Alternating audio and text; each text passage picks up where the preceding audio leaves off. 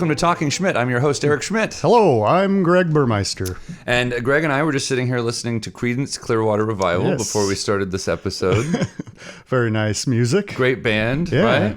Would you say they're the best American band? Yeah, I think hands down the number one band of all time. Number one band of all time? Sure. Better than the Beatles and the Stones? Yeah, buddy. Better than Ed Sheeran? Well, I guess he's not really a band. Yeah, that's true. Or did you say musician? They're the best group of musicians. Okay. Yeah. I think they're the best American band. Ah. Yeah. Interesting. Yeah, and I guess you agree since you think they're the greatest. Best of all time. any music creator. Band is an interesting what counts as a band? Like where do you separate out the the people who are just called like Billy Joel. Billy Joel obviously plays with a band, right? Yeah, and then it can get tricky with things like the Dave Matthews Band. That's a band for sure. It's a band, but it's Dave Matthews is like is king of the band. Yes, I think most bands, king. Most bands have a king, right? Yeah, I think so. I think I would put top three. I know you didn't ask for this, but I'm going to tell you.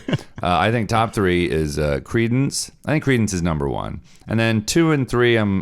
Could go either way, but Tom Petty and the Heartbreakers. Oh yeah, and Bruce Springsteen. Bruce Springroll. Sorry, I've had a few drinks before this. Bruce Springsteen and the E Street Band. Ah, yes. Would you agree with that top three? Bruce is king of the E Street Band. For sure. Yeah. I mean, for God's sake, it's his name and then them. Yeah, their second build. It's not E Street Band featuring Bruce Springsteen. It is him first and then them. Yes. But would you agree? Is that a good top three, or who would you put? I got to disagree with Bruce. Okay, because you don't think he's a band, or you don't like enough of his stuff. I don't like enough of his stuff. Okay, fair enough. It's an acquired taste for sure. Music is subjective. Yeah.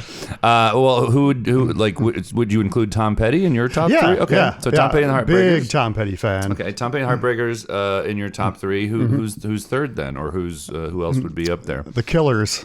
The Killers. Yeah. Okay. A more recent band. Yeah. I wasn't a huge fan for the longest time, but just over the past few years, I realized they have like dozens and dozens of amazing songs that I never really listened to. Right, and that's that is what helps Tom Petty and of course Creedence is they have these greatest hits, albums or CDs or whatever you want to call them, that have like 20 songs on them, and every single one. When I was in high school, I had the Tom Petty greatest hits. Yeah, every single song. Fun thing about that one is he put a new song on there that became one of his.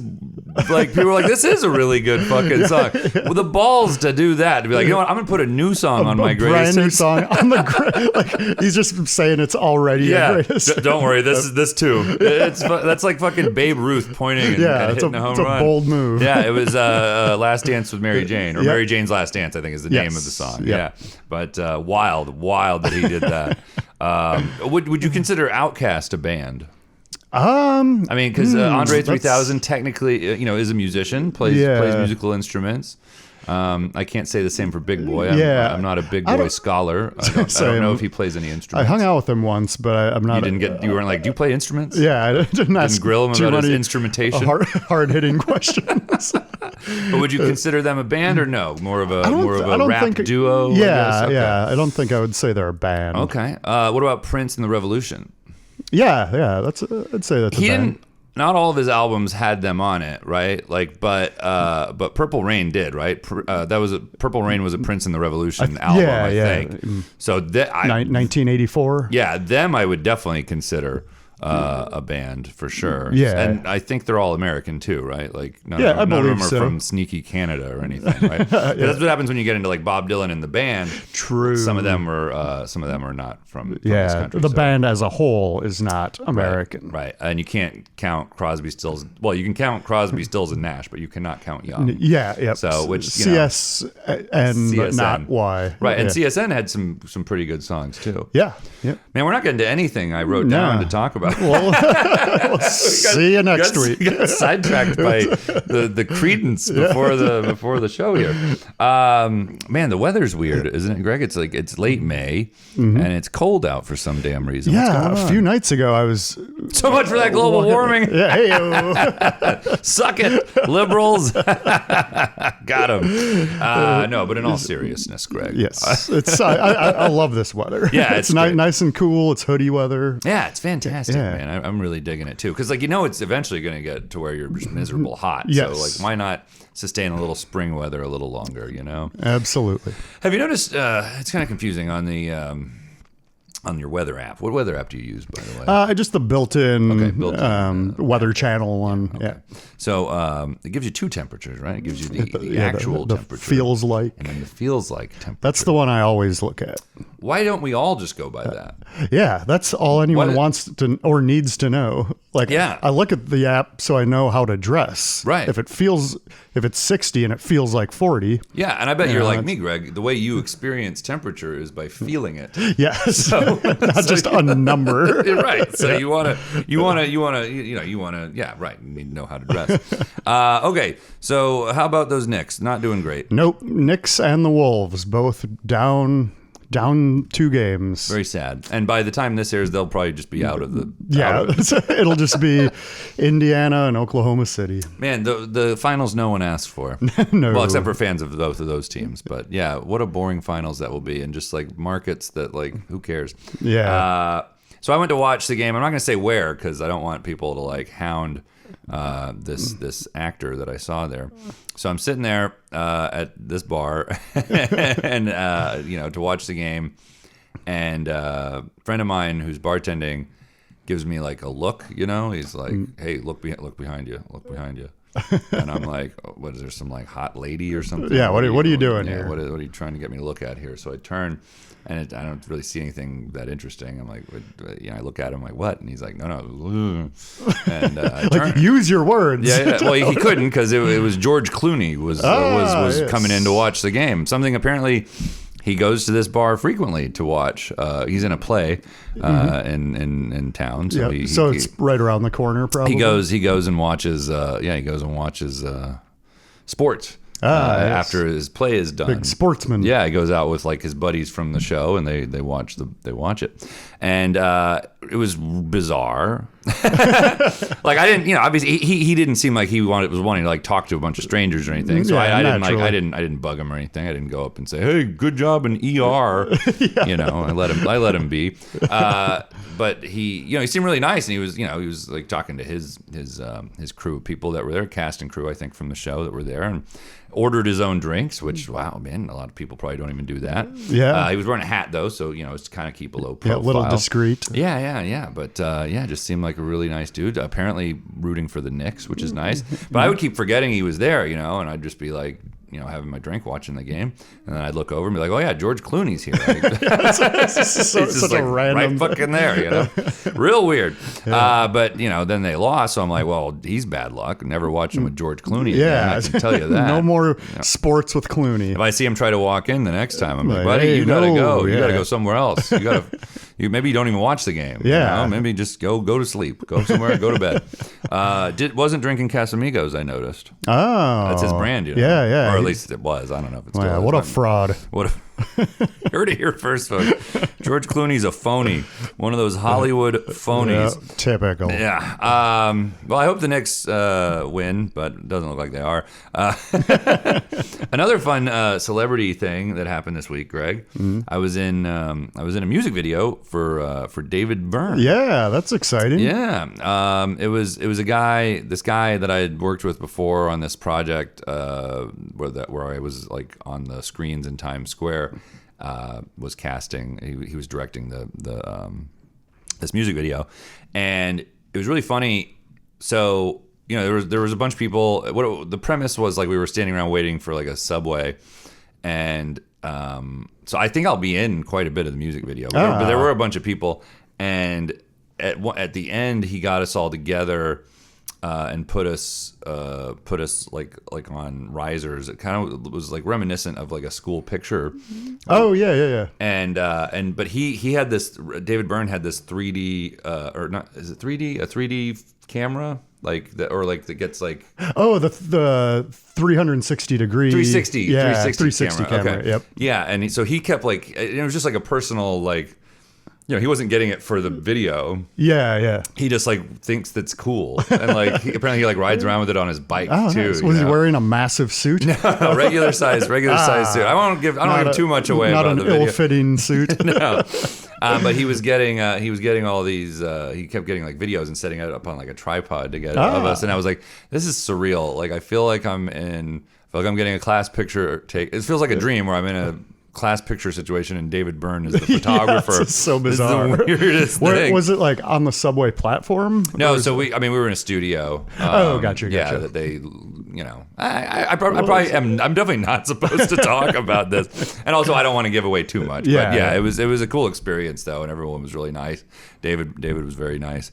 So yeah, and the song was really cool too. Like it got stuck in my head, and it's a song that doesn't exist yet. It's not out yet. Yeah, crazy. Yeah, so like he still got it. Yeah, I still got it, man. I'm really excited for this. I mean, he's apparently working on like a whole new album. So I really dig this song that we did the video to, and which tells you a lot, by the way, because I heard it a lot. Yeah, when they're making a music video, they were playing it a lot. I've done that a few times too. Like I was in a Bullet for My Valentine music video a long time ago, and it was in this warehouse in Bushwick, and I was just like part of a mosh pit, which was exhausting. Jesus Christ! Like 12 hours of just hearing the same song over and over, just like shoving people. Fuck that! Oh my god! I mean, that's cool, but like Jesus, 12 hours of moshing. That's 12 hours of moshing. There's a lot of rock and roll. Yeah, 12 hours of moshing. Good band name. Just saying. Oh yeah. The kids, you can have that one. I went to lunch with a friend of the podcast, John Newman. Very good man. Very good man. He works at the Google. Have you heard of this? I have. I know you're a Bing man. I'm usually an Ask Jeeves fellow myself. Yeah, I'm on Bing Webmaster Tools every morning. Yeah. Same. So this Google thing is a new thing, I guess. And I went to lunch there with him. Oh, did you eat in their cafeteria? Yeah, really cool. I've been there. I had a meeting there one time, and it's nice. It's every kind of food. Yeah, it's like some really good fresh salmon and a salad, and it was. You know what I'm going to do next time I go? I'm trying to eat a little healthier, Greg. And salads, such a pain in the ass to make at home. Yes. You got to put the leaves in the thing. You got to, and spin it around, and it's too much work. It's too much work. Fuck that. But they got salads there that other people have made, and you can just have it. You can eat it yourself. Yeah, so. My office has a really nice salad bar where you can just put all the toppings, all the veggies you want. And hell yeah. And when I used to go to the office every day, I'd eat like a actual lunch during my lunch break. Sure, actual lunch, not the feels like lunch. No feels like until later. I would get like whatever they were serving, like steak, chicken. Nice. And then I'd make a big salad from the salad bar and bring it home and eat that for dinner. So I'd get 2 free meals every day. These are helpful recession tips you're getting from Greg Burmeister. You can do the same thing at Google's office too. Yeah. But anyway, so are you a big Greek salad guy? Love Greek salad. Greek salad or Caesar? Which one do you prefer? I prefer Greek. Yeah, I think like so the feta too. cheese and the olives. Dude, olives are the way to go, man. So you got to good. have some olives. I love an olive, which is weird because I don't like olives. I do. It's acquired taste. Like I hated them when I was a kid, but same. Once I had one, I was like, oh wait, I get these things. Yep. It's just salt. Yeah, exactly. Delicious. So anyway, so I have the same name. Some people may know this already. I have the same name as the CEO of Google, which actually was kind of funny when whatever year that was, that was kind of a fad people did in like the early 2000s was to Google their name to see if there was like a famous person you didn't know of who had your name. And so when I did it, I got the CEO of Google, which is kind of a bummer because if people are looking for you, it's just like, I'm buried. What's flattering is like I did type in Eric Schmidt comedian, and that does come up as something other people have searched, which is thanks everyone. So yeah, that's how if you want to Google me, you'll find me that way. Yes. But anyway, so I have the same name as him. And so whenever I go to lunch there, though, I go up to like the front desk and I just hand them my ID, and they type in my name and see that I'm there, so that I'm allowed to be there for lunch with my friend who works there. And but one time I went and I handed them my ID, and the guy just looked at me confused, and he goes, "Do you need like a new like pass, like to get in? Do you need like a new like ID card to get into the building?" And I was like, what? Sure. Yeah, I was like, if you want to give me one. I was like, what? And he goes, oh, are you just here for like lunch? And I was like, yeah. But I realized what happened is he thought I was that Eric Schmidt, the CEO, and was just gonna give me. I should have been like, yeah, and give all me access. Yeah, give me a key to the safe, or whatever. Or where's the money? Yeah, where's all the money? Of course I remember, but like, give me the key. I need a new key to that, and then I need you to bring me to it and get some bags. You just rob Google. So anyway, so that was Google. That's a fun place. Did you ride? Do they still have the Razor scooters that you can zip around the office on? Greg, no, of course not. What is wrong with you? Bummer. Greg, if I saw someone riding around on one of those, I'd beat them up. Oh, buddy. Yeah. Did you ride one? Yeah, I did, but they took it away from me. Did they? Yeah. What were you doing? Were you doing jumps? Were you doing like sweet tricks or something? Yeah, I was doing like ollies, 360s. And they were like, sir, they're like, what are you doing? This is just for getting around, and you don't even work here. That's exactly what they said. They said it was for employees only. Oh, geez. Yeah. And they could tell by your name tag that you were not an employee. Yeah, or the CEO. Okay, so speaking of internet things, Greg, we got an email. We did. Would you like to read that? Yeah. So we talked about a subject matter that really connected with one listener apparently, and we're not sure who this listener is because their email. Well, we won't say what their email is, but we don't want people emailing them. Yeah, no, don't. And listen, guys, nice. like we can take this criticism that this person is levying against us. We don't need our listeners to form like an army and go and like harass this person or whatever. So anyway, we're glad they're listening. Yeah, sure. Yeah. So the email says, "Hello. I listened to the most recent episode of slanderous content toward possums where Greg was nearly brought to a vomitous end at the mere thought of these adorable and very safe animals. They're very non-aggressive. They keep vermin in check, and their body temperature runs lower so they can't carry rabies." Didn't know that. Yeah, same. So thank you for that information. And I believe there's a postscript. Yes. Yeah. Oh, and we only look we only look horrifying when scared. Otherwise, we are adorable little marsupials. So is this person suggesting they are a possum? Yeah, I think they identify as a possum, kind of like how I identify as an alien. Okay. Sure. And they said the only ones in North America. Thank you for your time. I am not a possum. Oh, okay. So they're that just clears a person. that up. Okay, Yeah. well, all right. We were confused for a second. All right, then there is a postscript, right? Yeah. It says, I believe that pronouncing Qatar or Qatar as Qatar is a simplified way of the Arabic pronunciation, which is a guttural C sound followed by a T and an R sound. It is still a mispronunciation, though, much like pronouncing it Qatar. Either has become acceptable in America, though. Thank you for your time. Okay, well, thank you. And thank you for your time. Yes, that was a very you. nice email. Thank you, whoever you are. Yeah. We appreciate the correction. I guess possums aren't as bad as we were making them very out nice to be. and adorable. Yeah, and I don't know that I want to like pet one. No, but, at least we can confirm they won't have rabies. Yeah, that's cool. That's good. I mean, well, can we? That's what this person said. Like, assuming these things check out, we'll run a fact check on this. We'll get Jason Travis. Yeah, we'll get our intern Jason Travis to look it up, and we'll get back to everyone on that. But okay. Well, I just want to let everyone know we're open to corrections. Yes, always. If we say something on here that you don't agree with, and you know more than us about the subject, happy to hear from you. Always happy to learn. Yeah, happy to learn things. That's what it should be about. Yeah. That's what we should all be about. There was some major news in the last week, Greg. Former President Joe Biden, Sleepy Joe to you and me. Known tired man. Yeah, so tired. Well, he's been diagnosed with cancer. Yes, an aggressive form of prostate cancer, I believe. So, no matter what you think about the guy, that's not good. You never want to hear that. No, you don't want to hear that. That's not good. And yeah, real bummer. Yeah, real bummer for Sleepy Joe Brandon. Yeah. Man, I wish that Trump guy had cancer. That's that's what I hope. I wish that was the thing.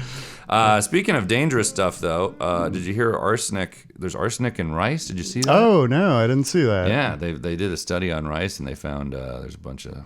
Oh no! Luckily, I don't eat much rice. That's good. Yeah, that's good. Didn't you just eat some rice? No, I had noodles. Noodles. Okay, yeah, that's good.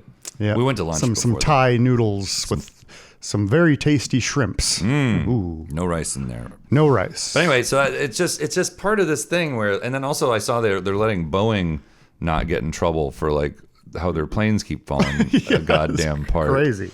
So like there's never any justice for anyone who's real rich.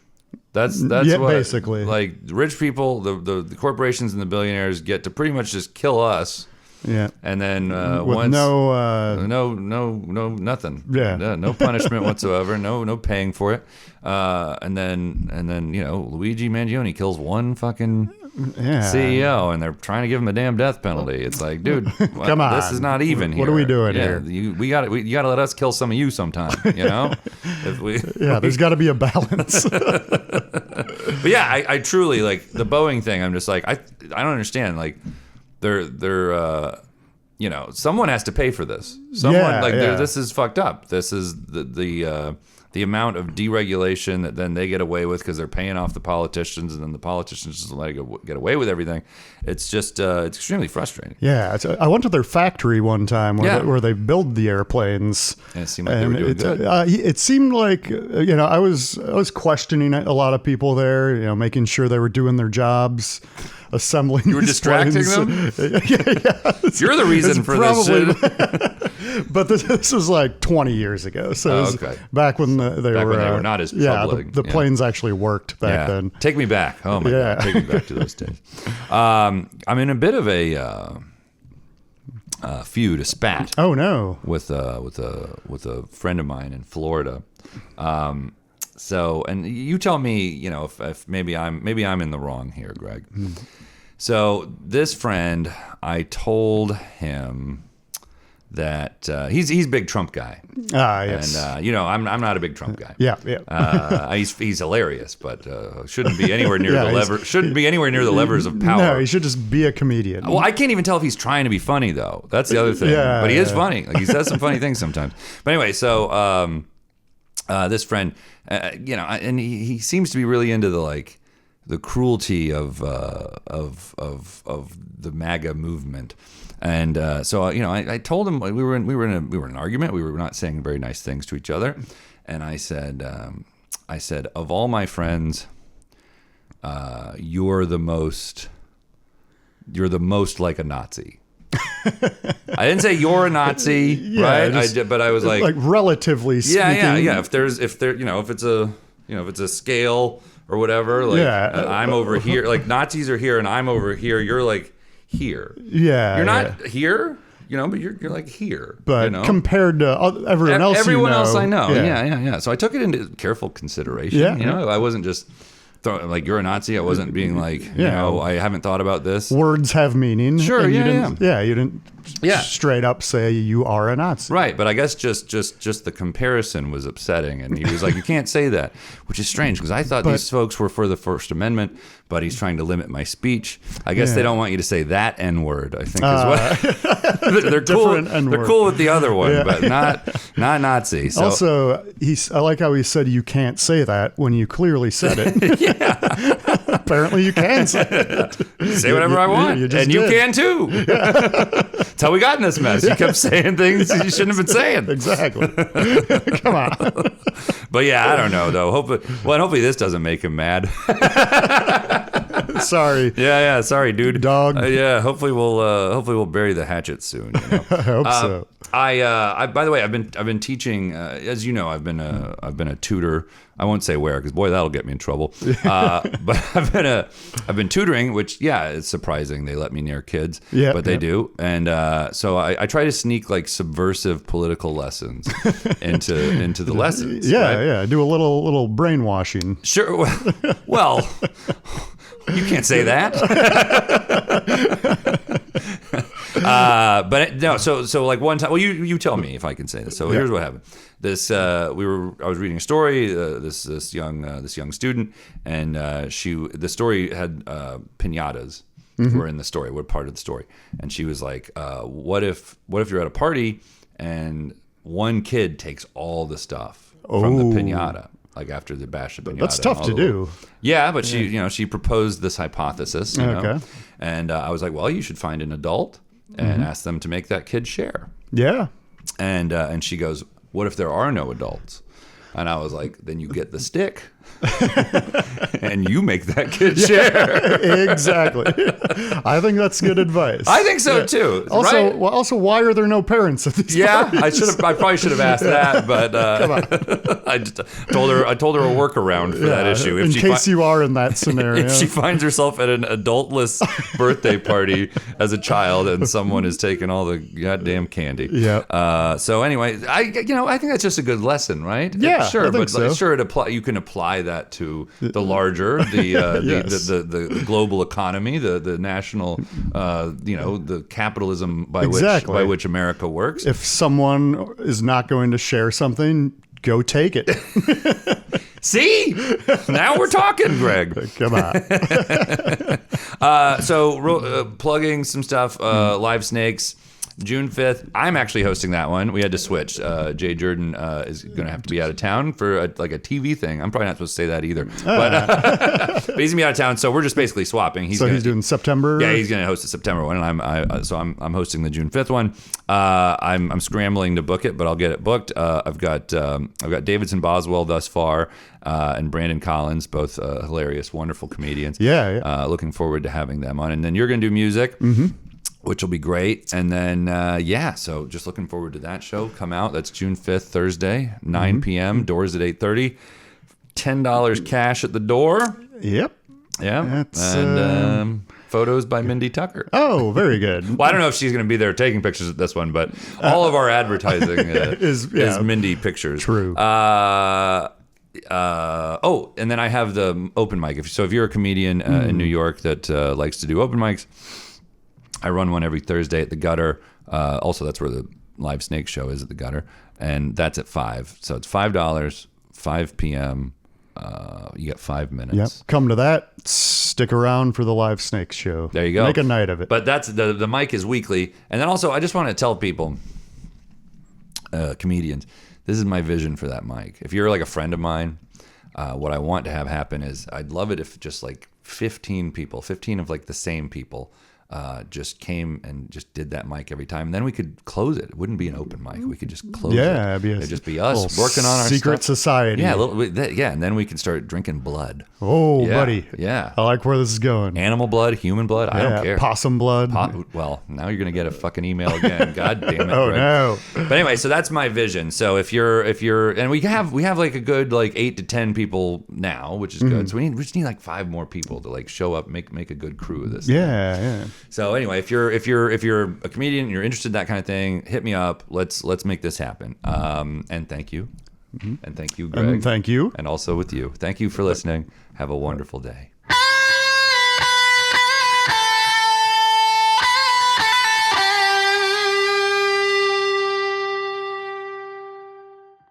Talking Schmidt is recorded at Burmeister Studios in Astoria, Queens. Opening music is by Greg Burmeister. Closing music is by Greg Burmeister. Our intern is Jason Travis. If you like what you've heard, please like, follow, and write a review for us wherever you listen to podcasts.